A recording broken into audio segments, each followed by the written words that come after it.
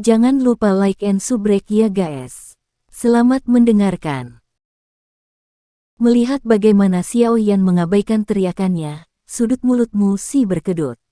Matanya yang menyusut terfokus pada sosok di depan yang perlahan meningkatkan keunggulannya dan mengerutkan kening. Kecepatan Xiao Yan memang melebihi harapannya. Mu Si perlahan melepaskan nafasnya dan mengguncang tubuhnya. Doki hijau samar dengan cepat menutupi seluruh tubuhnya. Sebuah suara dalam yang lembut bergetar dari tenggorokannya, teknik Huang Do, langkah angin melonjak. Mengikuti suara Mu Si, sejumlah besar doki hijau tiba-tiba mengalir dari kakinya dan gumpalan angin terbentuk di bawah kedua kakinya. Saat kakinya menginjak tanah, tubuh Mu Si tiba-tiba melesat ke depan. Kecepatannya lebih dari 2 kali lipat dari sebelumnya. Sialan, suara angin pecah yang berasal dari belakangnya menyebabkan Xiao Yan buru-buru menoleh. Dia tidak bisa membantu tetapi terkejut ketika dia melihat Mu Si dengan marah melaju ke arahnya. Mengangkat jarinya, Xiao Yan menarik pil pemulihan energi ke telapak tangannya yang dengan cepat dia telan. Doki di tubuhnya yang telah habis secara bertahap pulih. Aku pasti akan membunuhmu hari ini. Melihat jarak antara dia dan Xiao Yan menyempit, niat membunuh yang jahat muncul di wajah Mu Si saat dia berkata dengan tebal. Bunuh ibumu, dasar hantu berkepala besar. Xiao Yan berbalik dan memarahi sebelum melambaikan tangan kanannya ke belakang. Kekuatan ganas dan tak berbentuk menyembur keluar dari tangannya. Kekuatan itu mungkin tidak berbentuk tetapi dia bisa merasakan tekanan angin yang disebabkan olehnya. Tanpa penundaan, dia dengan dingin mendengus dan melemparkan pukulan kuat ke depan. Segera, kekuatan ganas muncul di depannya dan meledak ke depan. Akhirnya, itu menabrak kekuatan tak berbentuk. Bang! Hancurnya dua kekuatan intens secara langsung mencukur lapisan dari permukaan rumput hutan. Beberapa batang pohon yang lemah juga patah. Kamu memang memiliki kekuatan, tidak heran kamu begitu lalai. Mata Mu Si dipenuhi dengan kejutan setelah pertukaran pertama mereka. Dia tertawa dingin sebelum dengan kasar turun dari tanah sekali lagi dan menembak tubuhnya ke depan sejauh lebih dari 10 meter. Wilayah dalam pegunungan binatang ajaib. Ketika saatnya tiba, orang itu bisa secara acak memilih arah dan bersembunyi tapi mereka tidak akan bisa melakukannya dengan banyak orang. Saat hatinya ragu apakah dia harus mundur, Mu Si tiba-tiba menyadari bahwa bayangan yang berjalan di depannya tiba-tiba terhenti. Dia tertegun sejenak sebelum kebahagiaan yang tak terkendali muncul di wajahnya. Kakinya melangkah dan tubuhnya melompat ke depan. Ketika dia mendekati sosok itu, Mu Si menyadari bahwa jarak dekat adalah jurang yang lebarnya puluhan meter. Di luar itu adalah wilayah bagian dalam pegunungan binatang ajaib. Deat abis, haha, Xiao Yan. Pengejaran sudah berakhir. Mu Si berkata dengan sinis saat dia secara bertahap berhenti tidak jauh dari Xiao Yan. Dia melambaikan tangannya dan orang-orang di belakangnya dengan cepat membentuk setengah lingkaran, mengelilingi Xiao Yan. Menghadapi jurang dengan warna mengerikan di wajahnya, Xiao Yan hanya bisa tersenyum pahit dan menggelengkan kepalanya. Hanya ada 2 jalur ke wilayah dalam pegunungan binatang ajaib. Selain 2 jalur ini, tempat lain dikelilingi oleh jurang maut. Dia tidak berharap bahwa pelariannya yang acak akan berakhir dengan dia terjebak di sini. Xiao Yan, serahkan apa yang telah kamu peroleh dari gua. Dia melangkah maju dan dengan dingin berkata, haruskah saya benar-benar memberikannya kepada Anda? Tatapan Xiao Yan menyapu tentara bayaran independen itu sebelum tiba-tiba tersenyum pada Mu Si. Setelah mendengar kata-kata Xiao Yan, ekspresi tentara bayaran di sekitarnya menjadi tidak wajar. Banyak dari mereka adalah tentara bayaran independen yang telah menghabiskan banyak upaya untuk mengejar. Mereka tidak ingin semua keuntungan diberikan kepada Wolf Head Mercenary Company. Mu Si menatap dingin pada Xiao Yan, dengan jelas memahami niat Xiao Yan untuk melawan mereka satu sama lain. Dia menyapu pandangannya ke sekelilingnya dan berkata, semuanya, Xiao Yan telah membunuh lusinan orang milik Wolf Head Mercenary Company. Bahkan Hemeng juga mati di tangannya. Nilai darah ini adalah sesuatu yang akan dia bayar dengan nyawanya. Adapun hal yang dia peroleh dari gua gunung, pada awalnya itu adalah sesuatu yang ditemukan putraku. Hari ini, kami hanya mengambil kembali apa yang menjadi milik kami. Saya berharap tidak ada dari Anda yang akan menghalangi kami. Ketika semuanya sudah beres, saya akan memberikan hadiah yang lumayan. Petik 2. Ketika kata-kata Musi keluar dari mulutnya, semua orang mengerti niatnya. Jelas sekali dia berniat mengantongi segalanya. Musi menyapu tatapan tajamnya ke seluruh tentara bayaran independen. Dia melambaikan tangannya dan anggota Wolfhead Mercenary Company dengan cepat mengeluarkan senjata dari pinggang mereka. Setelah itu, mereka dengan dingin menatap tentara bayaran independen yang masih berpikir, niat membunuh mereka jelas. Dengan jumlah Wolfhead Mercenary Company melebihi jumlah mereka, tentara bayaran independen ini, terlepas dari betapa segannya perasaan mereka, hanya bisa mundur dengan enggan. Setelah menakut-nakuti tentara bayaran independen ini, Musi akhirnya mengalihkan pandangan dinginnya kembali ke Xiao Yan. Dia mengencangkan cengkeramannya pada pedang di tangannya dan perlahan berjalan menuju Xiao Yan, yang punggungnya menghadap ke jurang.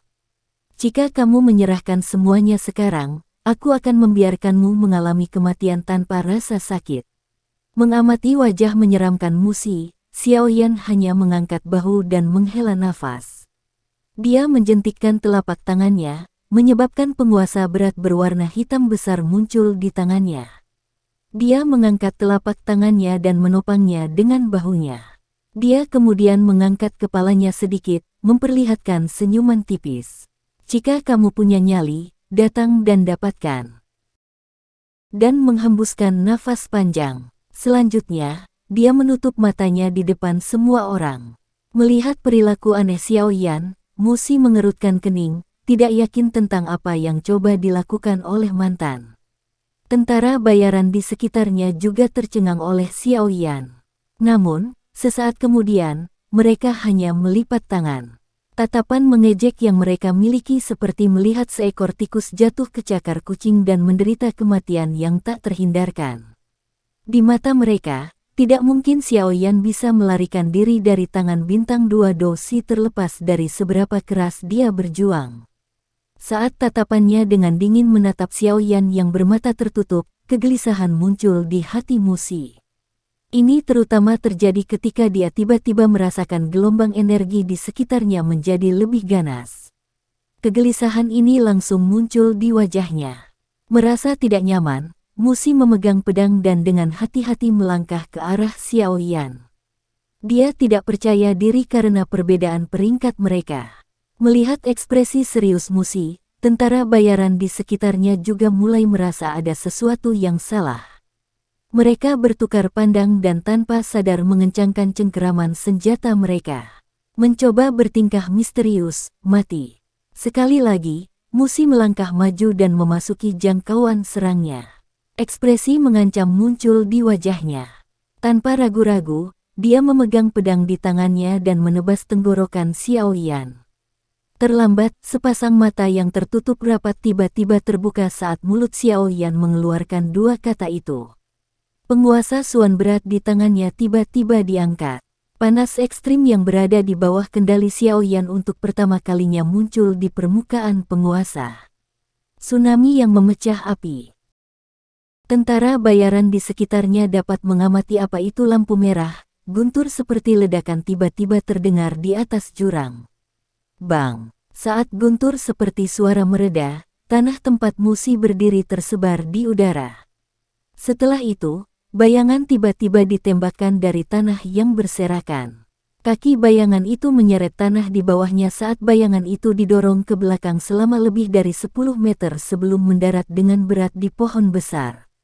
Seketika, pohon itu meledak. Baru setelah itu bayangan manusia secara bertahap berhenti. Ketika semua orang menatap sosok bayangan, mereka langsung menghirup udara dingin. Sosok bayangan yang penampilannya berantakan sebenarnya adalah dua bintang Dosi, Musi. Menatap Musi dengan saksama, yang wajahnya tampak putih dan ketakutan, semua orang menelan ludah mereka. Selanjutnya, mereka secara tidak sengaja mengalihkan pandangan mereka ke tempat di mana tanah berserakan di mana-mana, menemukan banyak garis retakan menyebar darinya. Garis retakan ini akhirnya berhenti secara bertahap setelah menyebar sejauh lebih dari 10 meter. Di tengah tempat garis retakan itu berasal, lubang sedalam 1 meter dan lebar setengah meter muncul di depan mata mereka. Di atas jurang, semua sunyi. Semua orang menatap lubang yang mencolok dan kemudian wajah pucat Musi sebelum merasakan gelombang pusing. Bagaimana seseorang dengan kekuatan kira-kira bintang 8 dozi benar-benar mampu mengubah bintang 2 dozi yang telah menggunakan teknik Suan Do rendah menjadi keadaan yang mengerikan. Realitas brutal menyebabkan sudut mulut semua orang berkedut seperti mereka menderita stroke. Tanah yang tersebar akhirnya mengendap, secara bertahap menampakkan sosok seorang pria muda yang memegang penggaris berat di tangannya. Wajah pemuda itu sama pucatnya. Tangannya dengan erat memegang penggaris hitam saat mata hitamnya memancarkan fanatisme yang menyebabkan orang lain menggigil. Meskipun menggunakan teknik Dido ini hampir menyebabkan Xiao Yan mengalami reaksi berbahaya karena tidak menghabiskan lebih banyak doki daripada yang sebenarnya dia miliki, Xiao Yan sangat puas dengan kekuatan yang dilepaskannya. Kesenjangan antara Do Ze dan Do Si dengan mudah diisi oleh kekuatan menakutkan dari teknik Dido ini. Setelah batuk keras beberapa kali, Xiao Yan sekali lagi mengeluarkan pil pemulihan energi dan dengan cepat melemparkannya ke mulutnya. Dia menyapu tatapan tebal dan dingin ke seluruh tentara bayaran di sekitarnya. Dengan tampilan menakutkan sebelumnya, semua tatapan yang dia temui dengan cepat menghindarinya karena ketakutan. Bunuh dia, lakukan. Musi dengan kasar mendorong tentara bayaran yang mendukungnya. Bagian tengah telapak tangannya telah pecah dan darah segar menetes ke seluruh pakaiannya. Wajahnya memiliki ekspresi mengancam yang tampak hampir gila. Kekuatan yang ditunjukkan Xiao Yan telah menyebabkan teror muncul di hati pemimpin perusahaan yang berpengalaman ini. Dengan usianya yang masih muda, Xiao Yan telah terbukti memiliki kecepatan pertumbuhan yang luar biasa. Selain itu, dia memiliki teknik Do yang misterius namun sangat kuat. Musuh semacam ini adalah mimpi buruk semua orang. Jika ada obat yang bisa kembali dan membatalkan apa yang dia lakukan, Musi lebih suka tidak memprovokasi pemuda misterius ini. Tentu saja, obat semacam itu tidak ada di dunia ini. Dengan demikian, ketakutan di hati Musi secara alami berubah menjadi niat membunuh yang fanatik. Hanya dengan membunuh Xiao Yan dia bisa menemukan kedamaian. Pada saat ini, Musi bahkan rela meninggalkan harta yang dimiliki Xiao Yan. Bunuh dia. Dia telah menghabiskan semua energinya. Musi menangis dengan seluruh kekuatannya. Mendengar perintah pemimpin perusahaan, tentara bayaran yang ragu-ragu di sekitarnya hanya bisa mencengkeram senjata mereka dengan erat dan dengan hati-hati menelan Xiao Yan saat mereka maju ke arahnya. Kamu harus mati hari ini. Suara ancaman Musi menangis saat dia menatap tajam ke pemuda yang berdiri di tepi tebing. Maaf, tapi saya khawatir Anda tidak akan mendapatkan apa yang Anda inginkan. Xiao Yan mengangkat kepalanya ke wajah Musi yang terdistorsi dengan ekspresi sinis. Rona muncul di wajah putih Xiao Yan. Tubuhnya sedikit bergetar saat sayap elang hitam pekat selebar setengah meter tiba-tiba muncul dari punggungnya. Ketika mereka melihat sayap elang di punggung Xiao Yan, semua orang sekali lagi tercengang. Sepasang sayap di punggung Xiao Yan mengepak dan dia tiba-tiba melompat ke dalam jurang. Di bawah tatapan tertegun semua orang, Xiao Yan mengepakkan sayapnya beberapa kali lagi saat dia terbang tidak rata ke arah tebing di sisi lain. Saya akan mengingat upaya hari ini untuk membunuh saya dan pasti akan membalasnya di masa depan. Punggung pemuda itu menghilang ke dalam kegelapan tapi tawanya yang lembut dan dingin terus bergema di udara. Yan. Dengan senyum malu, Xiao Yan tidak berani membantah lebih jauh. Mengalihkan pandangannya untuk menyapu gua, dia bertanya, saat ini, kita harus berada di area dalam pegunungan binatang ajaib kan? Ya, ini adalah tempat yang kupilih dengan cermat, semua binatang sihir berperingkat tinggi di dekat sini telah dibersihkan olehku. Kamu bisa berjalan hingga 100 meter dari tempat ini tapi tetap harus berhati-hati dengan Magic Beast yang mungkin masuk sembarangan. Di tempat ini, Magic Beast manapun dapat dengan mudah membunuhmu dengan satu gesekan. Yao Lao mengingatkan saat dia menganggukkan kepalanya. Tanpa daya menganggukkan kepalanya untuk mengerti, Xiaoyan perlahan berdiri dari lubang batu kecil sebelum mengambil pakaian ke satu sisi dan memakainya dengan terburu-buru. Berapa lama kita akan tinggal di sini? Xiaoyan melompat dari atas lubang, jumlah doki yang melimpah di tubuhnya menyebabkan dia menjadi agak energik. Meninju udara dengan kuat, dia menoleh untuk bertanya. Dalam, saat dia memandangi nyala api yang telah menjadi bayangan yang lebih dalam dari sebelumnya, Xiaoyan tersenyum, puas. Menunggu sampai nyala api menghangatkan kuali obat sebelum tangan kanannya memulai proses seleksi dari berbagai bahan obat. Xiaoyan tidak berencana menggunakan resep Yao Lao untuk alkimia kali ini. Diketahui bahwa setiap alkemis perlu meneliti dan membuat resepnya sendiri, seorang alkemis tanpa resep pribadinya hanya akan merasa canggung ketika dia melakukan kontak dengan rekan lainnya.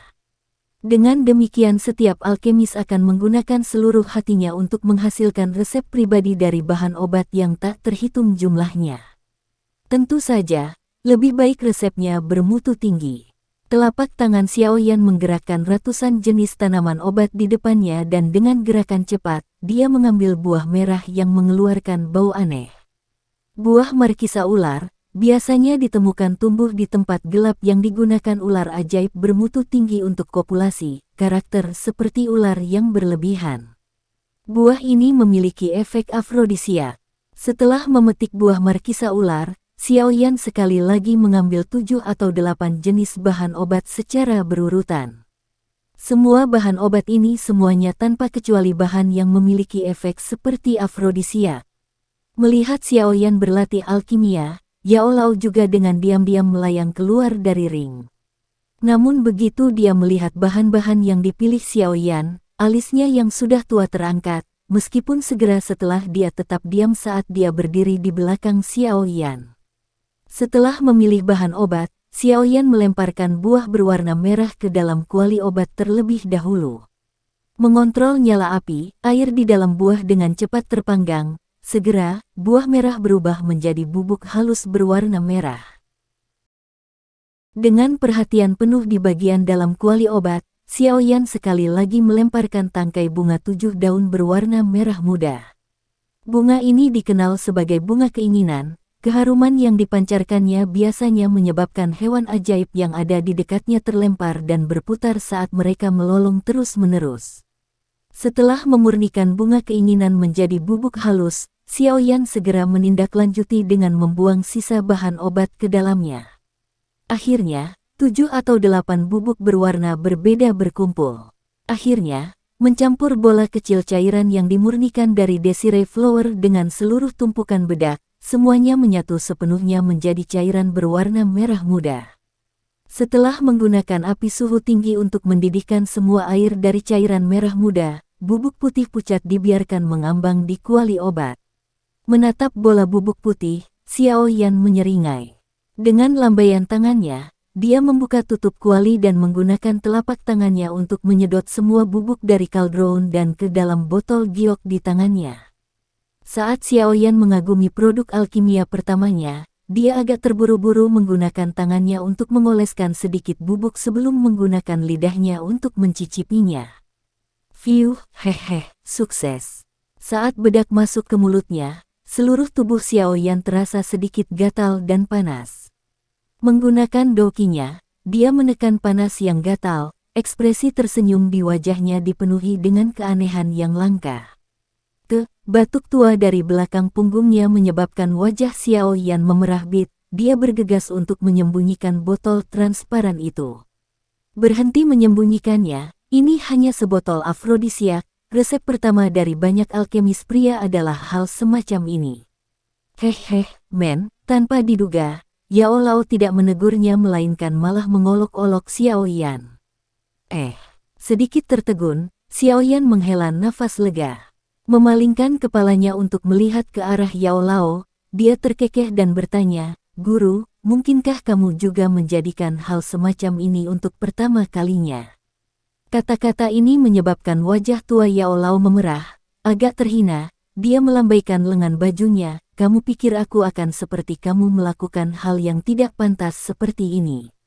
Menatap ekspresi bingung Yao Lao, semuanya masuk ke dalam pikiran Xiao Yan, sudut mulutnya ditarik ke atas saat dia berdiri.